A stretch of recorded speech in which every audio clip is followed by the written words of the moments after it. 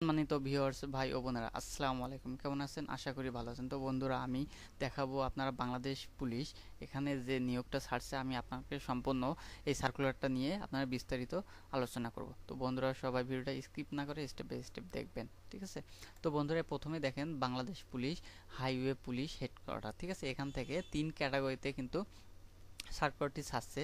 তো সার্কুলার তারিখ 8/11/2022 খ্রিস্টাব্দে, ঠিক আছে? এই তারিখে কিন্তু আবেদনটা ছাড়ছে, ঠিক আছে? হাইওয়ে পুলিশ নিম্ন বর্ণিত শূন্য পদ সময়ের পূরণের নিমিত্তে 500 উল্লিখিত জেলায় নির্দেশনা অনুযায়ী বাংলাদেশ স্থায়ী নাগরিকদের নিকট হতে স্বার্থ সাপেক্ষে অনলাইনে পূরণকৃত আবেদন করা যাচ্ছে, ঠিক আছে?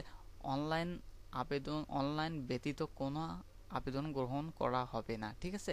এখানে অনলাইনে কিন্তু আবেদন করতে হবে। এখানে আবেদন করতে গেলে অবশ্যই কিন্তু অনলাইনে আবেদন করতে হবে, ঠিক আছে? এখানে 3 ক্যাটাগরিতে কিন্তু আবেদন ছাড়ছে। এখানে দেখেন, কম্পিউটার অপারেটর 13 গ্রেড, বেতন 11,000 থেকে 26,590 টাকা। এখানে এই পদের জন্য 3 জন নেবে, ঠিক আছে? তো আপনার বয়স হতে হবে 18 থেকে 30 বছরের মধ্যে, ঠিক আছে? এবং বীর মুক্তিযোদ্ধা বা শহীদ যদি কোটা থাকে তাহলে 32 বছর পর্যন্ত হলেও হবে, ঠিক আছে?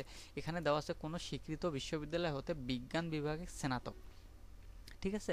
আর এখানে যে সকল জেলার প্রার্থীগণ আবেদন করতে পারবেন, এখানে দেখেন জামালপুর, চাঁদপুর, রাজশাহী, সিরাজগঞ্জ, নাটোর, বগুড়া, রংপুর, ঠাকুরগাঁও এবং পটুয়াখালী জেলার ব্যতীত দেশের সকল জেলা প্রার্থীগণ আবেদন করতে পারবেন, ঠিক আছে? এই 1 নাম্বার এবং 2 নাম্বার এই জেলা প্রার্থীগণ আবেদন করতে পারবেন না। এইগুলো বাদে অন্যরা সবাই আবেদন করতে পারবেন। এখানে দেখেন, ডাটা এন্ট্রি 16 গ্রেডের 9,300 টাকা থেকে 22,490 টাকা পর্যন্ত এখানে 2 জন নেবে, ঠিক আছে? আপনারা এই ঠিক অনুরূপ একই 18 হতে 30 বছর, আর যদি মুক্তিযোদ্ধা হন তাহলে 32 বছর বয়স, ঠিক আছে? এখানে স্বীকৃত কোনো বোর্ড হতে উচ্চ মাধ্যমিক সার্টিফিকেট, ঠিক আছে? এখানে এইচএসসি পাস হলে কিন্তু আপনারা আবেদন করতে পারবেন, ঠিক আছে? এই 16 গ্রেডের জন্য।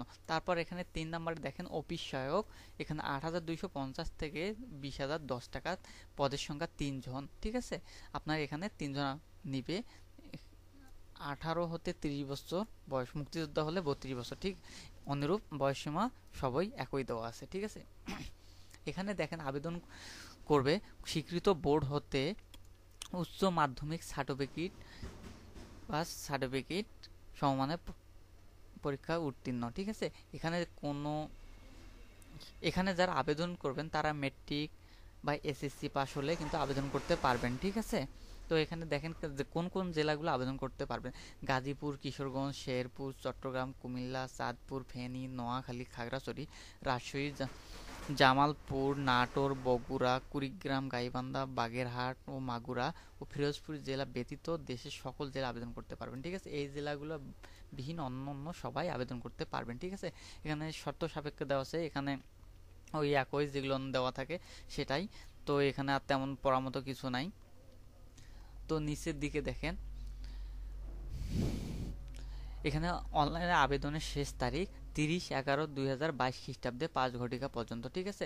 আপনারা এই ঠিকানা এসে আপনারা কিন্তু আবেদন করতে পারবেন, ঠিক আছে? highway.teltok.com.bt, ঠিক আছে? এই ওয়েবসাইটে এসে কিন্তু আপনারা আবেদন করবেন। আবেদন ক্ষেত্রে এখানে দেখা আছে,